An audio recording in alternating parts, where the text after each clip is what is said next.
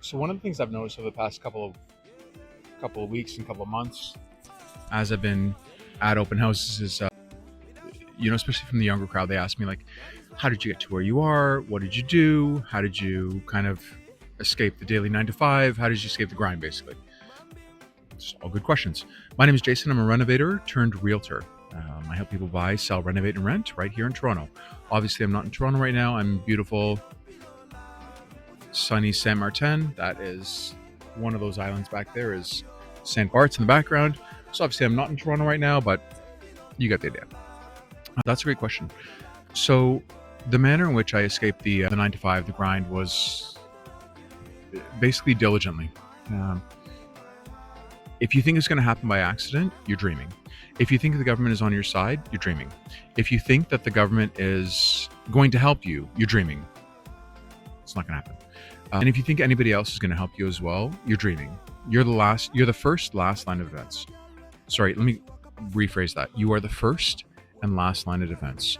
You are the cavalry. No one else is coming for you. You're it.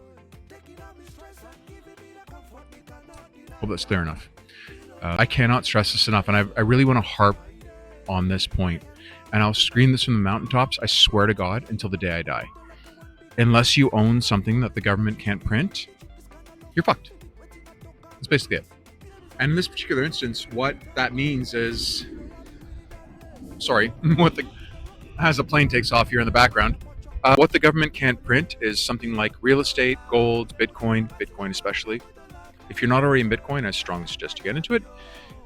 You better just own a bunch of stuff the government can't print. Otherwise, you're just cooked. All throughout the past couple of months, especially, don't ask me what it's been about 2025. I don't know exactly what. But throughout 2025, all I've been hearing about is Bitcoin's a scam, Bitcoin's a Ponzi scheme, Bitcoin this and that, blah, blah, blah, blah, Bitcoin, blah, blah, blah, blah. And I'm like, okay, let's have a look at how Bitcoin is mined. Bitcoin is mined in such a way that, give me a second here. Bitcoin is mined in such a way that you know exactly how many Bitcoin there are at any given moment. If I asked anyone on the planet right now, anybody who has internet access, how many Bitcoin are there at any given moment, you could tell me. You could tell me right down to the singular last Bitcoin, how many there are right now at this moment. If I asked you the same question about fiat currency, any fiat currency, you couldn't. And the reason is simple. 90%, the manner in which Bitcoin is mined, the manner in which Bitcoin is mined is relatively simple. Energy is expended to solve mathematical equations. Those mathematical equations are harder the more servers there are, or the more servers are trying to solve or trying to crack the next block, as it were. And every 10 minutes, roughly, a block is released. I think it's, don't quote me on this, but approximately every 4 years, there's a halving. So in other words, when Bitcoin was first released, there was 50 Bitcoin released every 10 minutes. Then after the halving, there were 25 Bitcoin released every 20 minutes. Every 10 minutes, I'm sorry. Then 12.5 every 10 minutes. Then you get the idea. So on and so forth. 6.75 and then down where you go. The point that I'm trying to make is this. You could tell me exactly how many Bitcoin there are at any given moment. That's it. How many US dollars are there right now? You can't tell me. How many Canadian dollars are there right now? Can't tell me.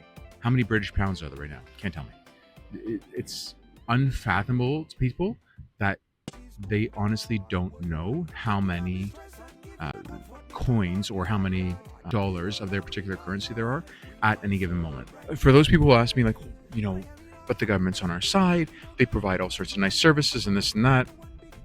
I'm like, that's not because they want to. That's only because they have to. Because if they didn't, people would revolt. You might have heard this term that government is at any given time, society is 3 meals away from revolution. Yeah, could not agree more. I strongly suggest that you own things that the government can't print. In this particular instance, because I'm a realtor and because I have been able to build a bit of a cushion for myself between myself and like the reality that most people face, I just can't harp on this enough. I strongly suggest that you own things that the government can't print. Otherwise, you're going to be in a state of debt. Somebody made a good point to me once. He was a real a Bitcoiner through and through, and he was like, why would you work for something day in, day out? Why would you dedicate 40 years of your life to working for something, namely currency, that the government can just print at will? And I was like, just speechless. I didn't have a good answer for him, and I still don't have a good answer for him, and I'll never have a good answer for him. There's never a good answer to that question. And the question is simply this: why would you go to work day in and day out in order to earn something that people can just print at random? Allow me to tell you a bit about the fiat system.